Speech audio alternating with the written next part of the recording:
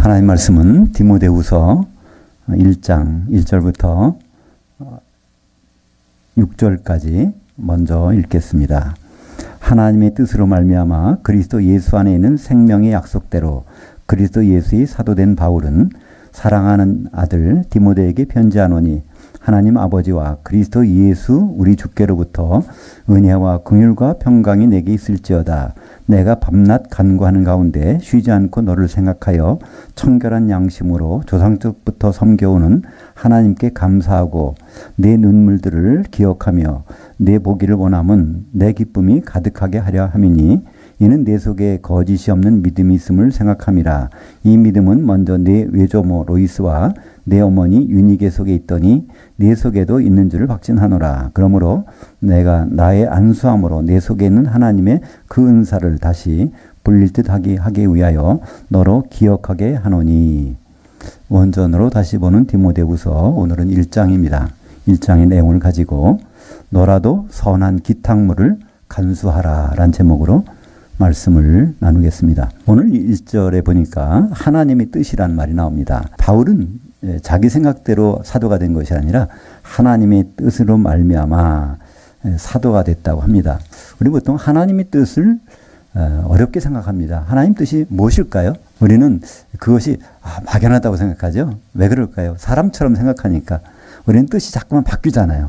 자꾸만 바뀌어요. 그러나 하나님은 뜻을 세우시면 바뀐 적이 없어요. 그러니까 하나님의 뜻은 너무나 쉽습니다. 어떻게 볼까요? 맨 처음의 뜻이 지금도 하나님 뜻이거든요. 그러면 창세전에 하나님의 뜻이 어떤 뜻일까 알면 지금도 하나님의 뜻이 이거다 하는 것을 우리는 알 수 있습니다. 근데 성경에는 창세전에 하나님이 가진 뜻을 우리에게 소개하고 있죠. 그것이 바로 에베소서 1장 5절에 나옵니다. 4절부터 연결되죠. 창세전에 그리스도 안에서 우리를 택하시고 사랑 가운데 우리를 그리스도로 말미암아 그분의 아들들을 삼으셔서 우리로 그분께 찬송을 드리게 하는 것, 그것이 하나님의 뜻이라는 겁니다. 거기에 처음 나오는 것이 그리스도 안에서 그리스도로 말미암아라는 말이 나옵니다. 그러니까 하나님은 뜻을 세우셨는데 그 모든 것을 그리스도로 안에서 그리스도로 말미암아 하시겠다는 겁니다. 그렇다면 이 그리스도가 무엇인가? 우리는 보통 예수 그리스도면 예수님이 그리스도시 이렇게 얘기합니다. 근데 그것은 좀 다른 말입니다. 예수라는 건 하나님의 이름이죠. 예수라는 하나님의 그 이름이 그리스도라는 직분으로 바뀌신다는 것입니다. 그러니까 예수라는 분이 그리스도로 바뀌시는 것.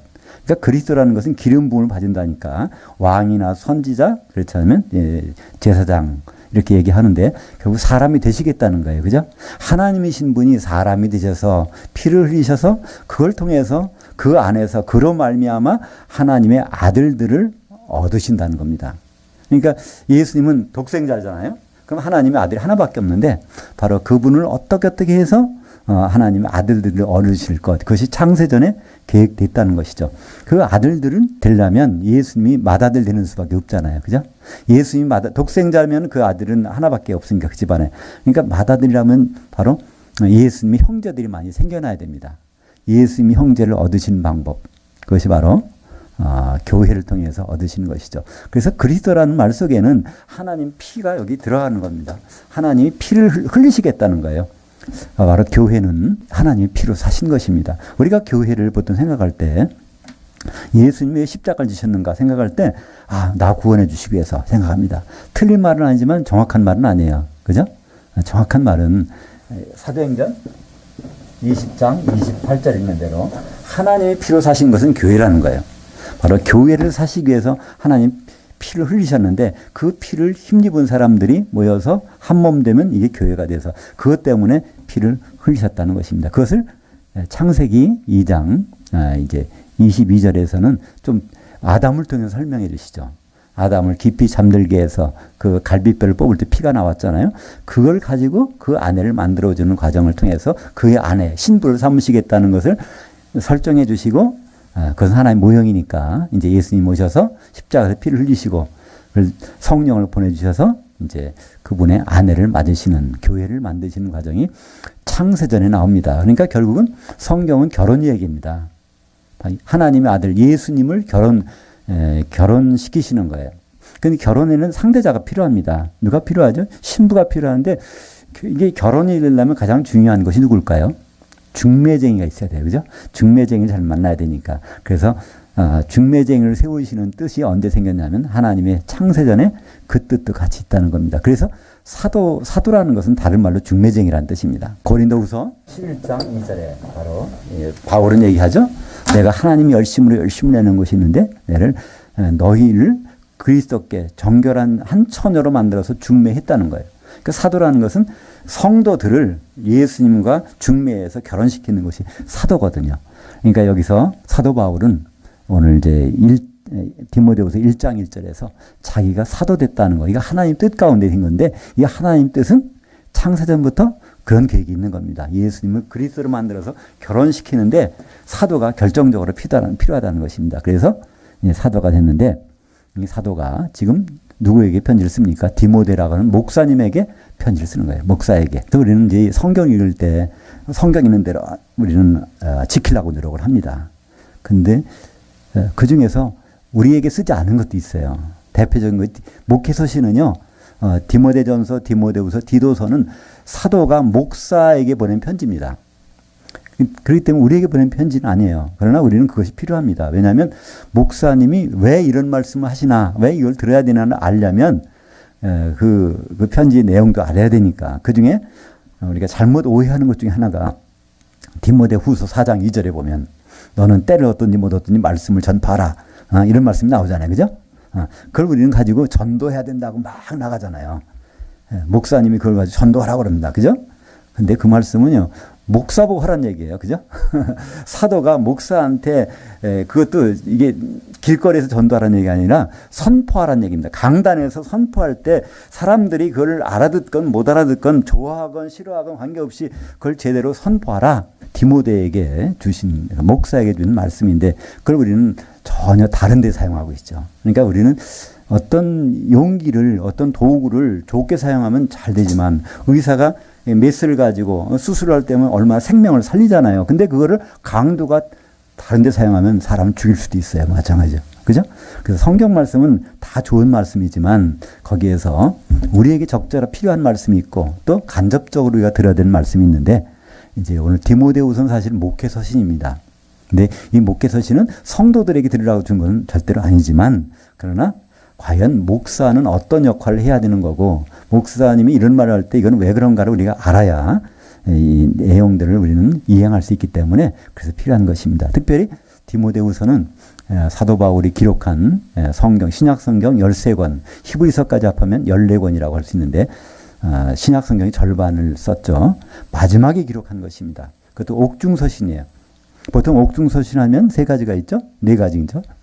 에베소서, 빌립보서, 골로새서, 빌레몬서. 이것은 1차로 로마 감옥에 갇혔을 때 그때 기록한 것이고요. 거기서 풀려나와서 이제 기록한 것이 있습니다. 그것이 디모데 전서는. 그래서 디모데 전서를 기록한 다음에 또 감옥에 다시 갇혔어요. 갇힌 다음에는 이제 거기서 순교를 당합니다. 그때 기록한 것이 이제 디모데 후서. 어떻게 보면 유언서죠. 보통은 유언이라고 하면 가장 핵심적인 말만 쓰지 않겠습니까? 그래서 디모데 후서는 특별히 핵심적인 내용들이 많이 들어가 있습니다. 근데 이 내용들을 쭉 보면요, 디모데를 칭찬한 말보다는 참 근심 걱정하는 말이에요. 디모데가 그걸 너무나 못하고 있는 거예요. 겁이 많고 또 병이 약하고 그렇잖아요. 디모데 전서 그 5장이죠. 5장 24절에 보면 너에게 나는 위장병 때문에 위장병이 나는데 그래서 포도주 좀 마셔봐라. 조금씩이라도. 이렇게 얘기를 하고 있습니다. 그러니까 그 말씀 어떤 분 되게 좋아하죠. 그죠? 술 마시는 얘기가 있으니까. 그래서 다른 때 같으면 우리 생각하잖아요. 사도가 귀신 쫓고 능력행하고 병 고쳐주면 되는데, 손수건만 만져도 병이 났는데, 마지막에 가서는 바울이 그런 능력이 안 나타나는 거예요. 그러니까, 너 위장병을 위해서 포도주 좀 마셔봐. 이게 그냥 참, 그죠? 그러니까 우리는 너무나 눈에 보이는 거 가지고 이게 다라고 생각하지만 눈에 안 보이는 그때 바울이 그 사역을 마칠 때는 그게 없어도 된다는 거예요. 이미 다 하나님이 하실 부분들은 다 이뤘기 때문에 그때 그런 그 정도로 디모데는 병약하고 또 겁이 많고, 그러니까 이 에베소 교회 담임 목사인데 나이도 어리고 그래서 참 이게 마음이 안 놓인 상태, 그런 상태에 있었는데 거기에 대해서 마지막 당부를 하는 것입니다. 그래서 오늘 제목처럼 너라도 선한 기탁물을 간수하라. 그러니까 목사님들이 다 그렇지 않다는 거예요. 다 교회 생활하고 뭐 하는 걸 하고 있지만은 제대로 못하니까 너라도 목사 어리지만 제발 좀 이렇게 했으면 좋겠다. 선한 기탁물 뭘까요? 결국은 작게 생각하면 디모데에게 준 말씀을 가르치는 목사의 직분이고요. 조금 더 광범위하게 생각하면 그것은 교회입니다. 맞죠? 사도 바울도 바로 그 오늘 기탁물이라는 단어가 2번 나오는데 그걸 사도에게 목사에게 맡겨준 기탁물이라는 건 잠깐 맡겼다가 다시 찾아갈 거예요. 우리 교회는 지금 이 사도들 통해서 맡겨졌습니다. 주님이 찾으러 오시죠. 그러니까 너라도 오늘 말씀이 이제 원래 성경적으로는 너라도란 단어는 보기가 어렵지만 문맥상으로 보면요. 너라도라고 번역할 수밖에 없는 것이 오늘 이제 14절에 보면 14절에 우리 안에 거하시는 성령으로 말미암아 너라도 선한 기탁물을 간수하라. 우리말 번역은 내게 부탁한 아름다운 것을 지키라 하는 게 너무나 막연해요. 근데 너라도 이게 가정법 과거형을 써가지고 양보를 나타내고 있어요. 비록 너라도 다른 사람들은 다 떠나가는데 너라도 했으면 좋겠다. 마지막으로 당부하는 장면이 나옵니다. 그래서 지금 사도, 목사 이런 직분들이 나오는데요. 성경에서는 그 직분들을 세밀하게 아주 잘 나타낸 부분이 있습니다. 그것이 바로 에베소서 4장 11절, 12절까지 같이 한번 읽겠습니다. 그가 어떤 사람은 사도들로, 어떤 사람은 선지자들로, 어떤 사람은 복음 전도자들로, 어떤 사람은 목사들 곧 교사들로 삼으셨으니 이는 성도들을 온전하게 하여 집사일을 하게 하며 그리스도의 몸을 세우려 하심이라. 그리스도의 몸, 교회를 세우기 위해서 이런 직분들을 주셨다는 겁니다. 사도, 선지자, 복음 전도자, 목사, 곧 교사를 주셨다는 것입니다. 그러니까 이 복음 전도자, 이게 전도하는 일이에요. 그죠? 선지자, 이게 하나님의 말씀을 선포하는 거예요. 그러니까 이 모든 일, 우리가 지금 열심히 예수 믿는 사람들이 해야 된다는 일을 우리가 하고 있는데, 아니요. 그런 일들 하는 사람 하나님이 세우셨다는 거예요. 왜? 뒤에 12절이 나오죠. 성도들이 이런 일을 할 수 있도록. 그러니까 성도들이 도우미가 사도고요. 성도들이 도우미가 선지자, 복음 전도자, 목사, 곧 교사란 얘기입니다.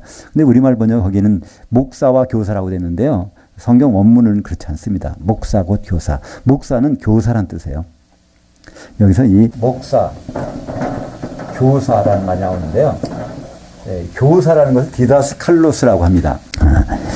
디다스칼로스라는 것은 가르치는 사람이라는 그런 뜻인데 원래 이 가르친다는 걸 디다스코라고 하거든요. 디다스코라고 하는 가르친다. 디다스코. 이건 어디서 왔냐면 다오라고 하는 헬라어는요. 배운다는 거예요. 배우다. 우리말로 영어로 하면 learn이죠. 이거는 국어의 사역형입니다. 배우도록 하는 거예요. 배울 마음이 들도록 하는 거예요. 그러니까 성경에서 잘 가르치는 거는요. 그 사람이 배우고 싶어 하는 거는 잘 가르치는 거예요. 이 시간이 졸립다. 시간이 언제 끝나나. 이렇게 하면요. 제가 목사 일을 못 하는 거예요. 근데 시간이 벌써 이렇게 돼서 더 배우고 싶은데 큰일 났네. 이러면요. 제가 목사 일을 잘하는 거예요. 이건 성경에서 지금 이 단어를 선택해서 쓰고 있습니다. 그러니까 목사님들은 그런 가르치는 것인데 가르치는 것은 훈계하고 떠나는 것이 아니라 정말 더 알고 싶다. 더 먹고 싶다. 그러니까 만약에 밥이라고 하면 음식이라고 하면 그렇게 그 역할을 주신 이유가 성도들이 지금 뭘 먹어야 되는지 안 먹고 있다는 거예요. 성도들이 온전치 못하다는 겁니다. 성도들을 온전케 만들어서 그대로 바로 봉사일인데 봉사일은 정확히 말하면 집사일, 디아코니아. 집사일을 한, 집사는 집을 세우는 일을 하는 거예요. 그죠? 바깥에 나와서 구제하고 봉사하는 것이 아니라 집사일을 해가지고 결국 그리스도의 몸인 교회를 세우도록 성도가 그리스도의 몸을 세우는데 반드시 필요한 도우미들이 있는데 여기 도우미가 네 부류는 사도, 선지자, 복음 전도자, 그 목사, 곧 교사로 세워주셨다는 것입니다. 그래서 그 목사 역할, 디모데 역할은 그거예요. 성도들이 제발 좀 이걸 잘 하도록. 그래서 온전케 한다는 말은요. 찢어진 그물을 꿰매준다는 얘기입니다. 찢어진 그물을 이 단어는요. 이 단어는 어디 나오냐면 이제 예수님이 베드로를 고기 잡는 베드로를 이제 제자 삼고 지나가다가 좀 가니까 세베대의 가족이 거기서 있단 말이에요. 아버지하고 같이 그물을 깁고 있어. 그래서 그물 깁고 있다. 그 단어를 여기서 카타르티스모스, 카타르티조라고 하는 단어를 쓰는데 찢어진 그물을 깁는 것. 그러니까 지금 성도들이 일을 해야 되는데 이 일을 해봐야 성과가 안 난다는 거예요. 예를 들어 성도들을 어부라고 생각해 보십시오. 어부가 그물을 가지고 밤새 잡았는데 하나도 안 나와. 왜 그럴까요? 그건 놀아서 일을 제대로 안 해서 그럴 수도 있지만 더욱 중요한 것은 찢어진 그물이면 안 된단 말이죠. 그죠? 그러니까 이 목사 역할은 성도들이 찢어진 그물을 꿰매주는 겁니다. 이 찢어진 그물이 뭘까요? 우리가 가지고 있는 이 번역된 성경이라고 할 수 있죠. 영어 성경, 한글 성경, 이런 성경들은 많이 찢어졌어요. 하나님 원래 주신 거에 그물에서 많이 이게 좀 훼손된 게 많아요. 그런 것을 잘 꿰매주면 바로 하나님의 도구를 가지고 그분이 원하시는 일을 할 수 있겠죠. 그죠? 근데 그러니까 성도들은 이 일을 해야 되는데 성도들이 목사님의 도움을 받아야 되는데 목사님이 할 일을 대신한다든가 사도의 도움을 받아야 되는데 사도의 일을 대신한다든가 그러면 성도의 일은 누가 해주나요? 그래서 참 여기에 한국교회 문제가 있는 거거든요. 그래서 사실은 성도들은 한 일은 단 한 가지입니다. 그리스도의 몸을 이루는 거예요. 몸을 이루려면 혼자는 안 되거든요. 옆에 성도들이 있어야 돼요. 그 성도들이 모이려면 뭉치려면 기름이 필요합니다. 이 구약에서 모든 가루는 기름에다 반죽을 했어요. 소재로 드린 떡은. 그러니까 기름을 가지고 뭉쳐지는데 이 기름이 성령의 기름이죠. 오순절날은 떡 2개를 가루를 기름에 뭉쳐서 드리는 날이 오순절 제사법이에요. 떡 2개가 정말 예수님 십자가 달리던 그 해에 성령의 기름이 내려오니까 사도들이 떡 한 덩이, 또 그날 3,000명의 성도들이 떡 한 덩이 흔들려서 그 다음부터는 오순절 다른 제사를 안 드린단 말이에요. 왜냐하면 기름이 내려왔기 때문에. 그래서 우리는 이 기름이 있어야 이 성도들이 한 몸을 이루는데 그리스도의 몸을 세우는 것은 기름이 없으면 그건 다 바람만 불면 훅 날아가 버립니다. 기름으로 뭉쳐지는 것. 그러니까 성도들이 가장 준비해야 될 것은 뭘까요? 기름밖에 없습니다. 마태복음 25장에 열처녀에 비유해서 다 등을 들고 기다렸어요. 신랑을, 예수님을. 등을 들었다는 게 신자들이란 얘기예요. 거듭났다는 얘기입니다.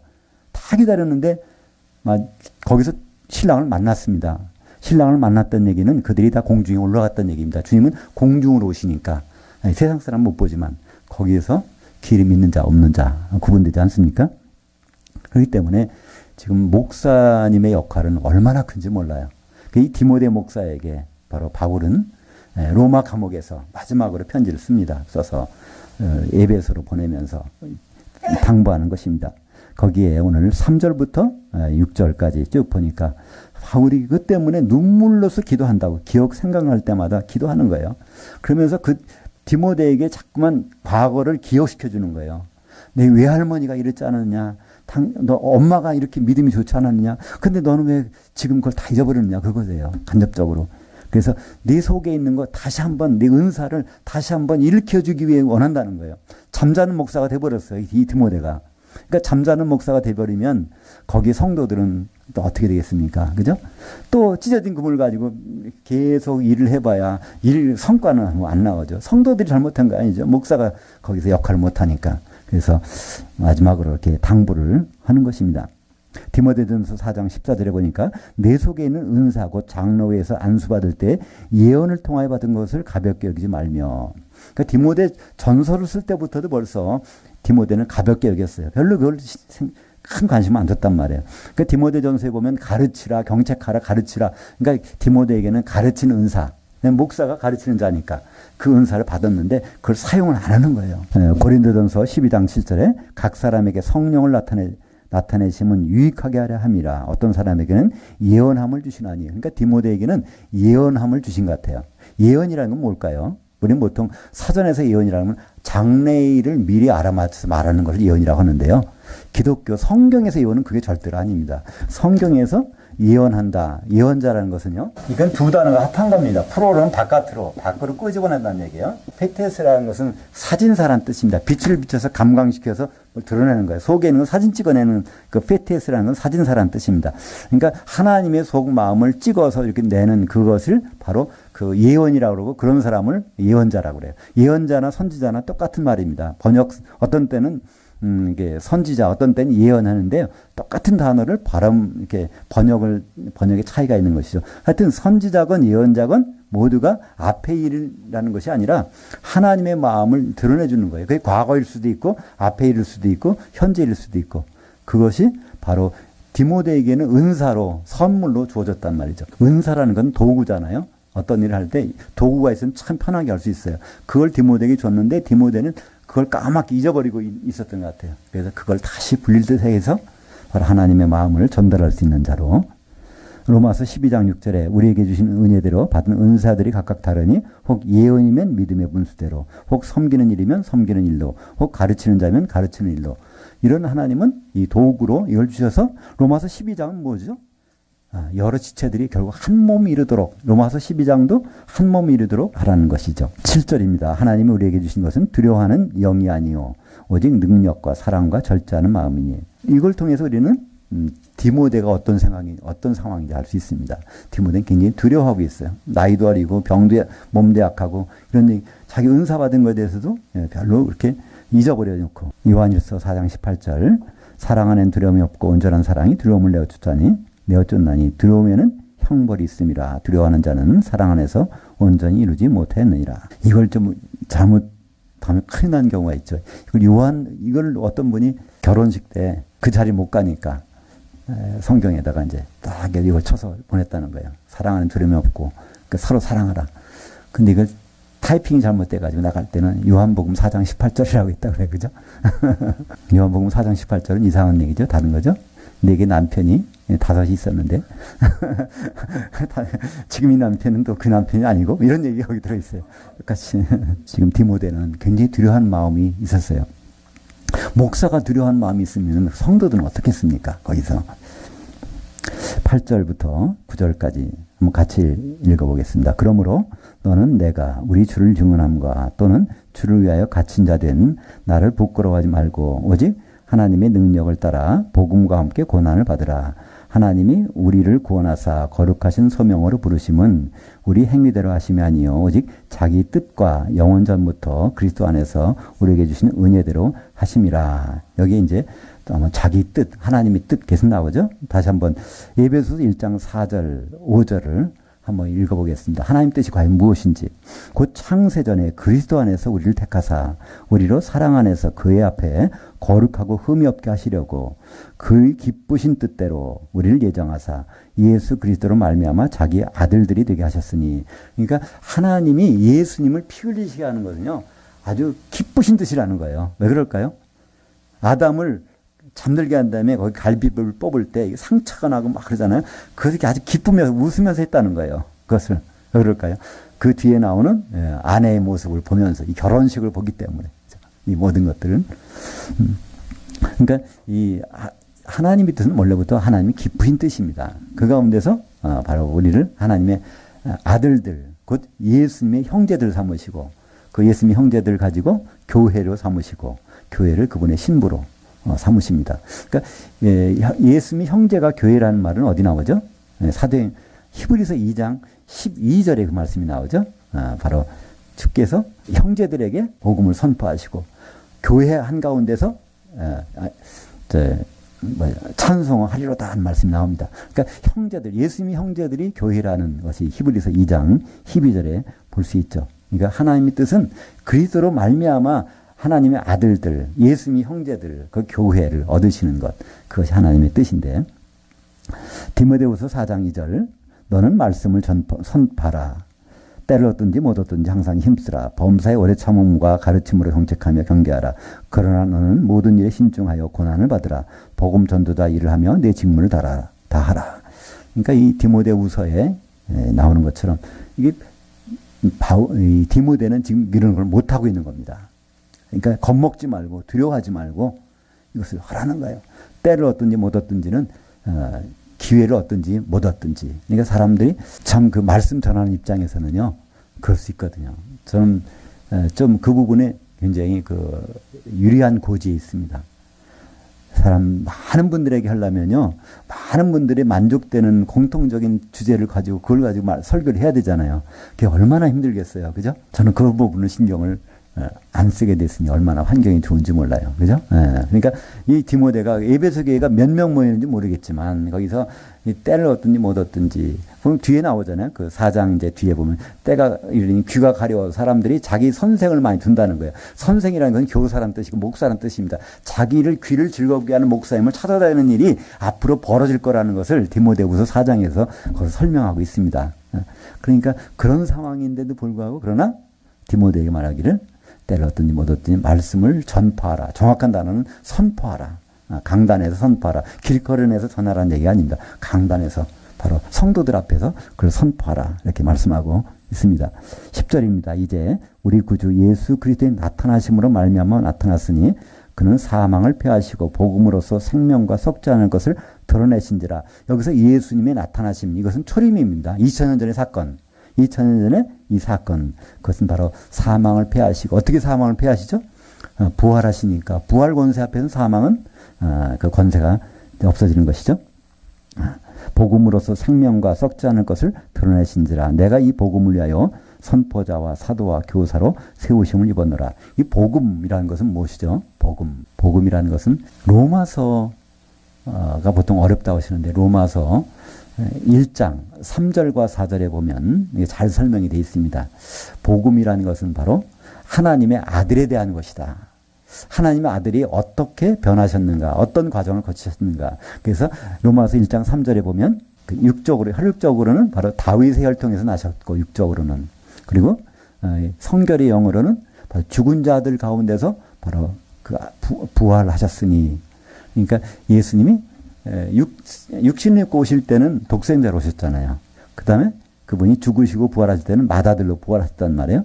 그러니까 독생자로 오셔서 맏아들로 부활하신 그 내용이 복음이라는 거예요. 하나님의 아들이 그런 과정을 거친 것이 바로 복음이라고 소개하고 있습니다. 복음이라는 것은 바로 그것입니다. 우리가 아무리 노력을 해도요, 될 수 없는 것이 있어요.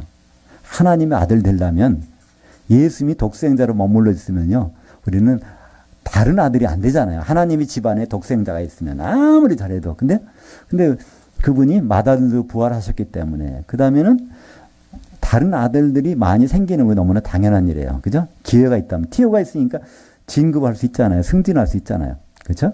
그래서 바로 그것 자체가 복음이라는 거예요. 그 과정에서 예수님이 독생자에서 맏아들로 되는 과정에서 우리가 그분에게 해드린 게 없잖아요. 우리의 노력도 없고 우리가 그러니까 속된 말로 보태드린 것이 없단 말이야. 근데 우리는 하나님의 아들 되는 신분을 얻을 수 있단 말이죠. 그것이 바로 복된 소식이라는 거죠. 그죠? 이것을 전하는 일을 받았고, 사도로서 디모데는 그걸 가르치는 목사일로서 그걸 받았다는 것입니다. 히브리서 2장 14절에 자녀들은 혈육에 속하였으며 그것 또한 같은 모양으로 혈과 육을 함께 지니심은, 이건 무슨 말이죠? 한마디로 하나님이 사람이 되었다는 것이죠. 하나님은 피가 없는데 그분이 피가 있는 사람으로 되신 목적이 사망으로 말미암아 피가 있으면 죽을 수가 있다는 거예요. 그죠? 예수님은 죽기 위해서 오신 분이에요. 그래서 부활하시려고. 그래서 사망의 세력을 잡은 자, 사망 권세 잡은 자를 이기신 것, 멸하신 것이 거기 나오게 되죠. 그러니까 이 마귀는 항상 어떤 권세로 우리를 장악합니까? 죽이는 권세로 하잖아요. 그죠? 항상 우리는 두려워요. 왜 두렵죠? 이러다 굶어 죽는 거 아니야? 전쟁 터지면 이거 죽는 거 아니야? 나 창피해 죽겠어. 뭐 해 죽겠어? 죽는다는 것이 우리는 항상 배에 있어요. 왜? 마귀 영향권 아래 있기 때문에. 근데 부활을 한번 우리가 생각한다면, 그럼 죽음이 별로 두렵잖아. 죽었어, 나. 그러면 그다음부터 일이 쉬워지잖아요. 근데, 살아보려고 하면 너무 힘들어지잖아요. 그죠? 내가 그냥 없다고 쳐보세요. 그럼 모든 일이 더 쉬워지지. 그것처럼 우리는 다 사망의 세력 가운데 있었는데 예수님이 부활이라는 걸 소개하셨어요. 그 전까지는 부활이 없습니다. 어떤 사람은 죽었다 살아났으니까 나사로가 첫 번째 부활한다고 그러는데요. 아니에요. 나사로는 또 죽었잖아요. 나흘 만에 살아났지만 죽었어요. 진짜 부활이라는 건, 성경적인 부활은요, 이런 몸으로 부활하는 것이 아닙니다. 이런 몸이 아니라 새로운 몸으로 부활해. 이 몸은 흙으로 돌아가게 돼 있어요. 영의 몸을 입는단 말이에요. 누에가, 그러니까 뽕잎을 먹고 있다가 나중에 누에꽃에서 들어갔다가 다시 또 기어다녀서 나와가고 뽕잎 먹나요? 아니란 말이에요. 전혀 나비의 몸으로 날아다니는 것처럼 우리는 그런 부활을 성경에서 말씀하고 있거든요. 근데 우리는 여전히 우리 포커스가 전부 다 이 세상에 맞춰져 있어요. 그래서 여기서 하나님 복을 받아 어떻게 살 수 있을까? 저 사람 예수 믿는데 왜 이렇게 일이 안 돼? 나도 왜 이렇게 안 될까? 세상 것만 가지고 생각하다 보니까 의문이 안 풀리는데요. 한번 죽은 다음의 것을 연결시켜 생각하고 이 세상을 살아보세요. 새롭게, 더 힘있게 살 수 있겠죠. 그죠? 모든 걸 양보도 할 수 있고. 그게 더 큰 게 있으니까 양보할 수 있잖아요. 그게 없다면 여기껏 목숨을 걸어야죠. 근데 고린도전서 15장, 아마 19절인가요? 거기 보면 그런 말씀이 있죠. 우리에게 부활이 없다면, 이 세상이 다라면 우리는 세상 사람 가운데 가장 불쌍한 자로다. 그러니까 예수 믿으면 복 받습니다. 예수 믿으면 이 세상 일이 잘 됩니다. 이거는요 맞지 않는 말이에요. 그 말이 맞다면 고린도전서 15장 19절에 예수 믿는 사람에게 이 세상이 다라면 가장 불쌍한 자라는 말이 안 맞잖아요. 그죠? 분명히 우리는 주님이 오신 다음부터 시작되는 그게 진짜의 우리의 그게 메인 게임이에요. 지금은 뭐랄까요? 그걸 오픈 게임? 리허설? 지금 사는 건 그거란 말이에요. 그때가 진짜가 있는 것을 우리는 준비하는 거예요. 왜 지금 우리에게 결혼이란 제도가 있을까요? 주님과의 결혼 생활을 미리 한번 맛보라고. 또 그것을 여기서 막 불만이 있다면 이 정도가 아니라 그건 진짜 좋은 결혼은 거기 있다는 것을 한번 경험해 보라고. 그래서 결혼 제도가 있는 거 아니겠습니까? 그래서 이 세상의 모든 것들은 앞으로 올 것의 예행 연습을 우리가 하고 있는 것이죠. 디모데전서 2장 7절 이를 위하여 내가 전파하는 자와 사도로 세우심을 받은 것은 참말이요 거짓말이 아니니 믿음과 진리 안에서 내가 이방인의 교사가 되었느라. 그러니까 이 바울은 자기 신분을 소개합니다. 이게 이제 신분을 소개하는 것이 디모데전서 2장 7절 또 오늘 디모데후서 1장 11절 사도, 복음 전도자, 선포자, 교사. 그러니까 바울은 사도이기도 하면서 교사예요. 그러니까 바울이 것을 제대로 읽어보면요. 바울 서신 읽어보면 우리가 배울 마음이 나야 돼요. 그죠? 그가 진짜 교사라면. 그러니까 사실은 다른 성경에 없는 것들이 바울 서신을 읽다 보면요. 참 더 읽고 싶은 것들이 많이 나타나는데 그것은 바울이 진짜 교사이기 때문에 배울 마음이 들도록 해주는 사람이 기록한 이 바울 서신이 얼마나 우리에게 매력적인지 모르죠. 12절부터 14절까지 같이 읽겠습니다. 이로 말미암아 내가 또 이 고난을 받되 부끄러워하지 아니함은 내가 믿어온 분을 내가 알고 또한 내게 주신 기탁물을 그날까지 그가 능히 간수하실 줄을 확신함이라. 너는 그리스도 예수 안에 있는 믿음과 사랑으로서 내게 들은 바 바른 말들을 본받아 지키고 우리 안에 거하시는 성령으로 말미암아 너라도 선한 기탁물을 간수하라. 예. 그러니까 지금 바울은 사도로서 이제 거의 끝나갑니다. 이제 자기는 그걸 알았어요. 뒤에 보면 이제 내가 이제 죽을 날이 가까웠다는 걸 안다는 거예요. 그래서 내가 면류관도 다 준비된 걸 안다는 거예요. 그러면서 이걸 편지를 마치는 걸 볼 수 있습니다. 그걸 보면 이제 마지막으로 이제 자기가 한 일을 디모데에게 부탁하는 겁니다. 자기에게 기탁물을 받은 게 있다는 거예요. 그거를 그분이 끝까지 지켜주시는데 기탁물, 위탁한 물건, 위탁한 물건일 수도 있고 어떤 사항일 수도 있고. 그러니까 바울에게 맡겨진 건 뭐죠? 중매하는 일을 맡겼었는데 그거 이제 일단 그러니까 교회가 제대로 세워진 일이겠죠.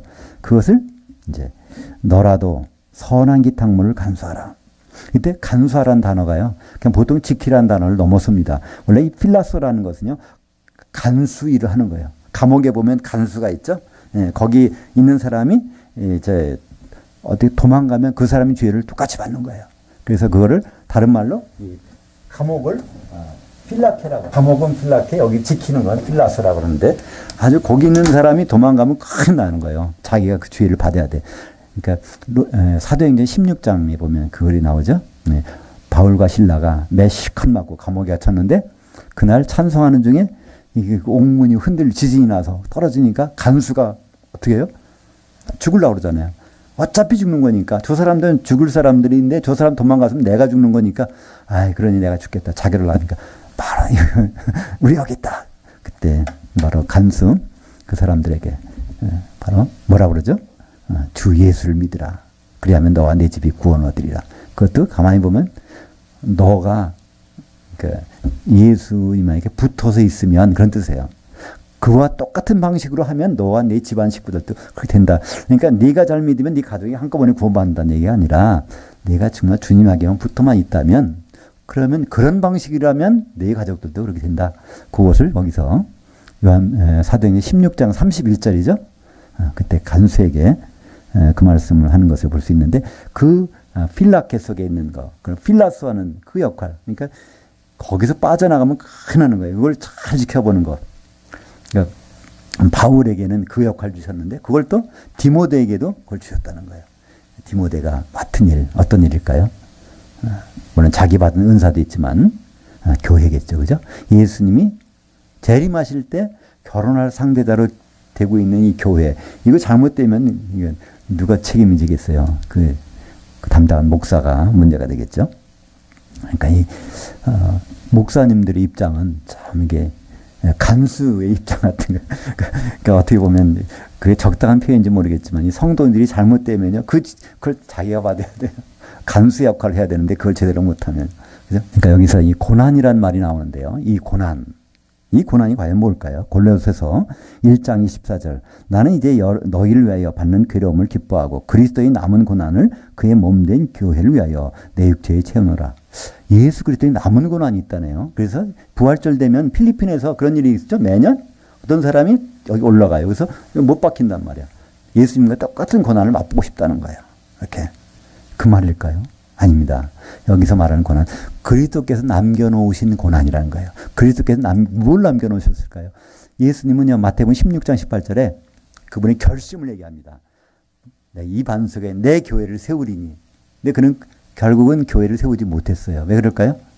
성령이 오셔야 교회가 되는데 내가 가는 것이 위기라. 그래서 그분은 결심만 섰지 그것을 남겨놓으셨단 말이에요. 교회가 세워지는 것은 고난이 안 따를 수 없습니다. 그래서 그리스도께서 남겨놓으신 고난을 바울은 그것을 자기가 짊어져서 교회의 일꾼 됐다고 설명하고 있어요. 그래서 그의 몸된 교회를 위해서 내 육체에 태우노라. 그러니까 예수님이 남겨놓으신 것, 그건 교회 세우는 일, 그것을 예수님 많은 일 하셨지만 그분이 이루어놓지 못한 일이 있습니다. 남겨놓으신 것, 그것이 바로 교회를 세우는 그리스도의 남은 고난입니다. 고린도전서 3장 16절. 너희가 하나님의 성전인 것과 하나님의 성령이 너희 안에 계시는 것을 알지 못하느냐? 보통 이 말씀을 너무나 오해하죠. 나 성령 받았어. 그렇기 때문에 나는 걸어다니는 성전이야. 내 담배 피워도 안 되고 술 마셔도 안 되고 나쁜 짓 하면 이게 성전이 훼손되면 큰일 나지. 이렇게 생각하는 분들이 이 구절을 이용하는데요. 이거 전혀 그런 뜻이 아닙니다. 주어는 너희예요. 너희. 그리고 성전은 단수입니다. 너희가 몸을 이뤄내는 것이 하나님의 성전이라는 거예요. 그러니까 내가 성전이라는 말이 절대로 아닙니다. 바로 너희가 하나님의 한 성전. 성전이란 단어는요, 성경에서 단수에 항상 복수, 성전들이 없어요. 성전은 단수입니다. 너희가 하나님의 한 성전을 이루게 되는 것과 하나님의 성령이 너희 안에 우리가 한 몸을 이루게 되면 거기에 계시겠다는 거예요. 두세 사람이 내 이름으로 모인 곳에 반드시 거기 있겠다. 그러시잖아요. 예수님이.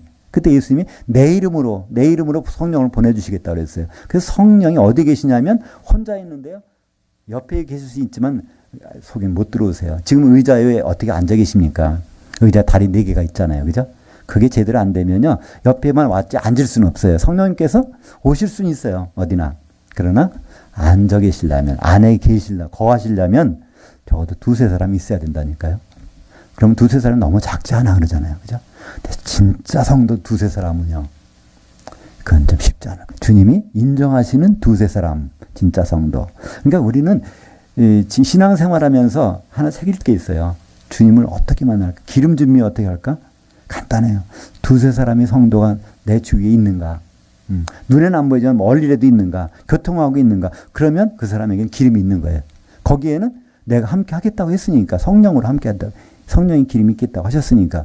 근데 그게 없다면 이거는 참 문제란 말이에요. 나는 성령 충만하다고 하지만 내 주위에 다른 사람이 없어요. 그건 아니에요. 거긴 그릇이 깨지면 기름이 다 새나간단 말이에요. 안 된단 말이죠. 그래서 이 고린도전서 3장 16절 때문에 많은 사람들이 좀 낭패를 당하는 겁니다. 나 성령 받았으니까 성전이야. 다른 사람 필요 없는 거예요. 내가 성전이고 내가 성령 갖고 계시니까. 그거는 너희라는 말을 너라고 착각하고 있는 것입니다. 거기에 하나님의 성령이 거기에 거하신다 말씀하고 있습니다. 에베소서 4장 3절에 평안에 매는 줄로 성령이 하나 되게 하신 것을 힘써 지키라. 그러니까 성령인 여기 딱 하나 되게 하시는 분이에요. 뭉치게 하시는 분이에요. 반죽이 되게 하시는 분이에요. 성령. 다른 역할 없어요. 성령이 내리신 곳은 반드시 하나가 됩니다. 하나가 안 된다고요? 그러면 거기는 성령이 안 계신 곳이에요. 떠나간 곳이에요. 하나가 된다면요, 그건 성령이. 기름이 있는데 왜 가루가 반죽이 안 될까요? 가루가 반죽이 안 되고 바람 불면 날아다니는 것은 기름이 없다는 얘기예요. 그죠? 요한복음 17장 20절과 21절은 너무나 중요한 말씀입니다. 그것은 예수님이 어떻게 보면 유언이라고 할 수 있어요. 어떤 유언? 십자가에 달리시기 직전의 유언.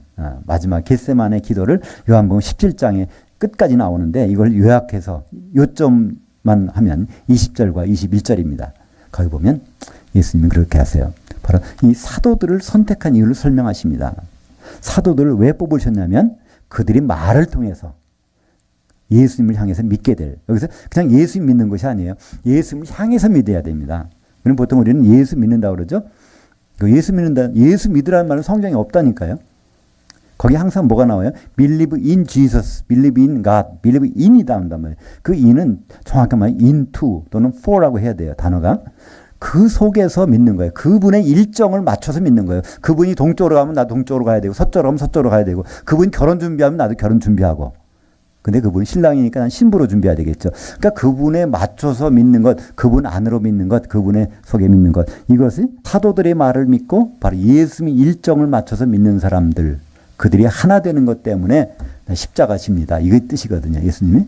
그러니까 우리는 사도들 말을 많이 들어야 됩니다. 사도들 말로 들은 건 좋은 말이다. 그것이 아니라 그 말을 정말 들었다면 우리가 뭉치는 것이 필요해요.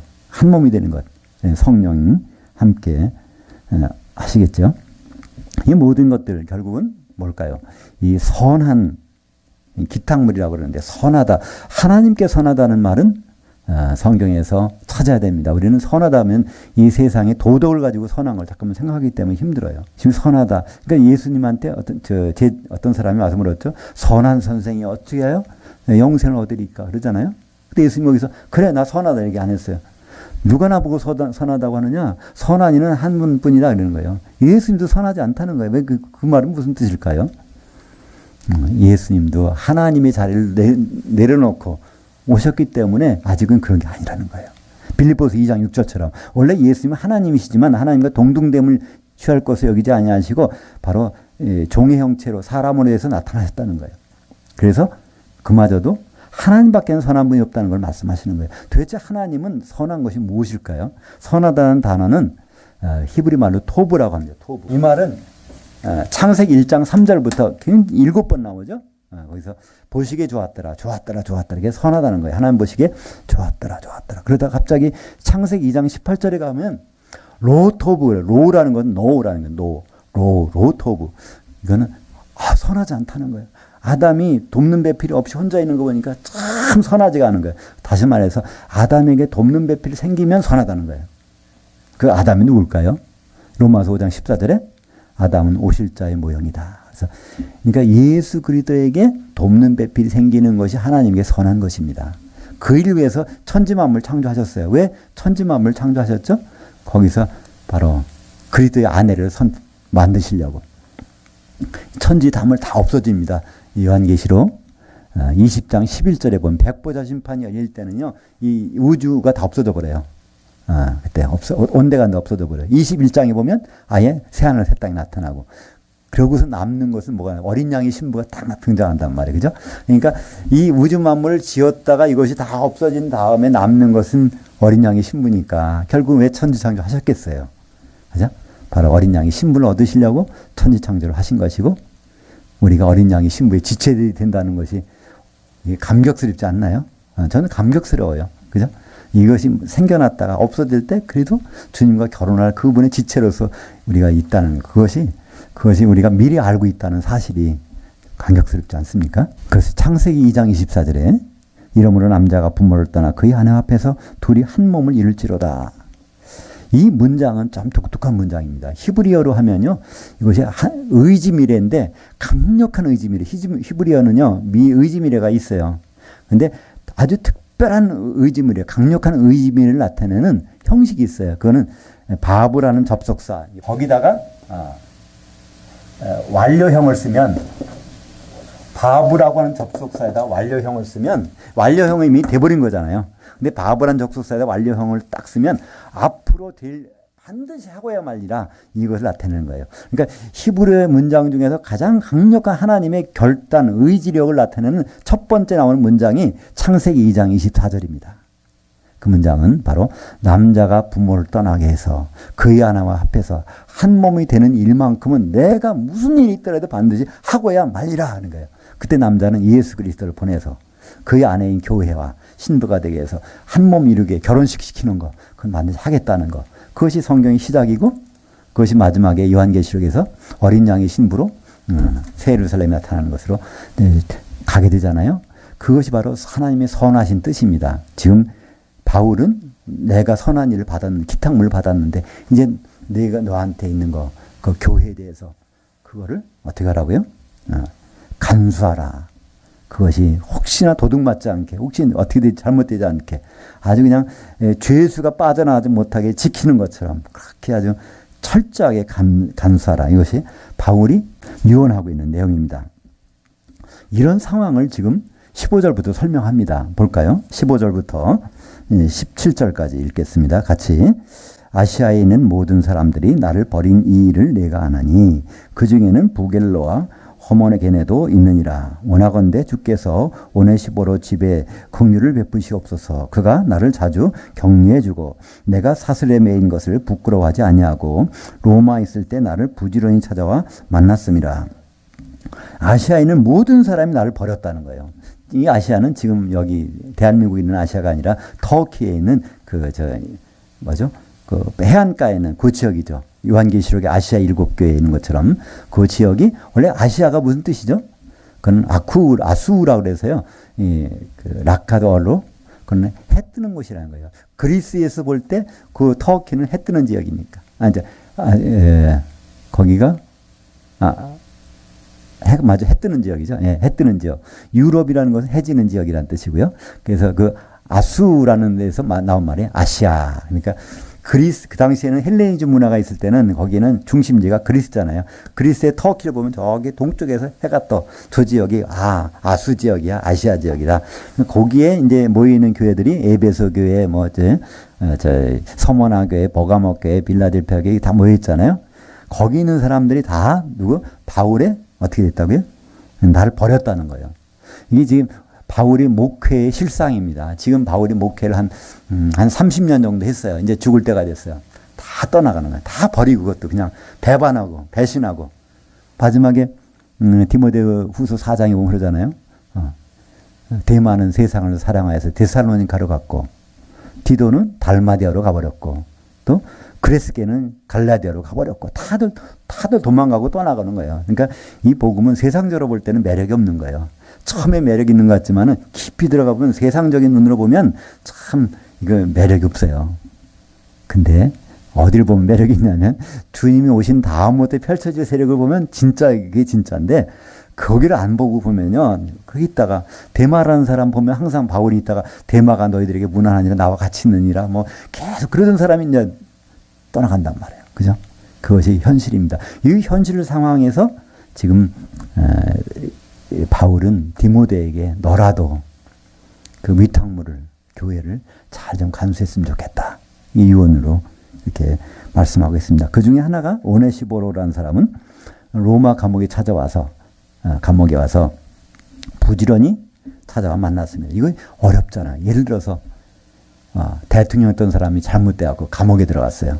그러면 거기 있는 사람은 부지런히 와서 찾아준다면 그런 사람이 쉽겠어요? 그죠? 웬만하면 안 하죠. 자기 위치가 어떻게 될까 못 가잖아요. 근데 이제 오네시보로는 사람은 그렇게 바울이 그런 상황에 처했는데 지금 우리는 사도 바울이 그냥 서재에 앉아서 참 멋있게 편지 쓰고 있다고 생각하면 안 돼. 그죠? 다 버림받고 로마 감옥에서 쇠사슬에 매어가지고 마지막에 이제 다 떠나가고 마지막에 둘이 그냥 예배드리다 끝나는 거예요. 그죠? 누가하고 둘이만 남아서 예배드리다가 이제 순교장으로 끌려가는 그런 장면에서 마지막에 편지를 지금 쓰고 있는 거거든요. 멀리 디모데한테. 거기 사정이 참 그 디모데는 목회자인데 어리고 병이 나고 또 겁이 많고 그런 디모데에게 맡겨진 것은 하나님이 기탁물이 맡겨졌다는 거예요. 거기에 바울은 자기도 두려울 뿐 아니라 바울 이제 디모데는 바울을 부끄러워했던 것 같아요. 여기 나오죠? 디모데후서 1장 8절에 그러므로 너는 내가 우리 주를 증언함과 또는 주를 위하여 갇힌 자 된 나를 부끄러워하지 말고. 그러니까 디모데는 바로 이 사도 바울을 굉장히 부끄러워할 정도였어요. 오죽했으면. 이 상황을 우리는 초대교회의 상황이라고 보면 되죠. 그죠? 그렇다고 초대교회가 모든 교회가 그런 건 아니에요. 다른 교회들은 풍성해요. 전부가. 근데 이 바울을 중심으로 한 교회는 이렇게 되고 있다는 거예요. 18절입니다. 원하건대 주께서 그로하여금 그날에 주의 긍휼을 입게 하옵소서. 그러니까 이 오네시보로 감옥에 창피 무릅쓰고 왔다 갔다 하고 있는데 바울이 기도해 줄 수 있는 건 그거예요. 그날에 바로 주님이 공중에 나타나는 날에 그때 혼인잔치 들어가는 것만큼 꼭 해주시면 좋겠습니다. 다른 건 몰라도요. 저렇게 하다가 나중에 또 순교당할 수도 있고 뭐 잘못될 수도 있겠지만 그걸 위해서 저 사람 저렇게 하다가 안 되게 저 사람 좀 잘 좀 돌봐주시길 원합니다. 이런 기도가 아니라 그날에 그걸 기도를 하고 있는 것이죠. 그날에 대한 기도를 하고 있습니다. 지금 우리가 서로 해줘야 될 기도는요, 사실 그 기도거든요. 그죠?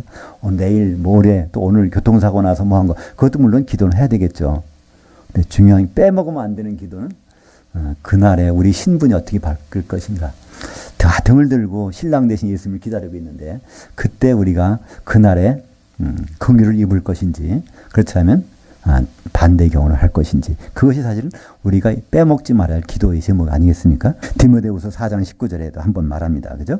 브리스가와 아굴라 및 오네시보로의 집에 문안하라. 고린도전서 16장 19절 아시아의 교회들이 너에게 문안하고 아굴라와 브리스가와 그들의 집에 있는 교회가 주 안에서 너에게 문안하고. 그러니까 여기서 문안하고 이 문안이라는 뜻은요. 이 껴안아서 하나가 된다는 뜻이에요. 원래 그 포옹한다에다가 그 하나가 된다는 뜻이 포함된 말이 이게 문안이라는 단어인데요. 그러니까 한 몸이 되는 것 계속해서 강조합니다. 하나가 되는 것. 그게 우리 쉬울 것 같지만 그게 안 된다는 거예요. 다 떨어져 나가기 때문에. 그게 가장 결정적으로 된 단어가 바로 히브리서 10장 25절에 히브리서 10장 25절에 거기는 이거다는 모이기라고 했어요. 모이기라는 단어가 에피시나고게라는 단어가 나오는데요. 보통 시나고게 하면 유대인들이 회당이죠. 이게 쉰 자체가 하나라는 뜻이 함께. 그래서 에피라는 것은 그냥 짤딱 붙었다는 거예요. 그러니까 히브리서 10장 25절은 모이기를 폐하는 어떤 사람과 같이 하지 말고 그날이 가까우면 볼수록 더욱 그리하자. 우리는 보면 모이기를 잘한다고 그러겠죠. 그게 아니에요. 모이기라는 단어는 이게 우리의 그 끈끈한 공동체에서 떨어져 가는 사람이 있는데 이렇게 하면 큰일 난다는 거예요. 이러지 말고 그날이 가까워서 더욱더 이게 끈끈하게 이게 있어야 된다. 그것이 바로 그 뜻인데 우리는 그냥 번역을 모이기라고 하니까 잘 모이면 되나 봐. 이렇게 아주 굉장히 핵심적인 단어를 이 단어가 어디 한번 더 나오냐면 에피시나고게가 데살로니가후서 2장 1절에 보면 그날에 우리가 그 앞에 있는 모임이라고 나와서 모임에 대하여 이렇게 모임 거기도 에피시나고게입니다. 에피시나고게는 우리가 주님의 몸을 이루는 아주 정상적인 하나의 몸이 된 상태를 얘기하고 있습니다. 그것은 바로 교회고 주님과 결혼할 우리의 신분입니다. 기도하겠습니다.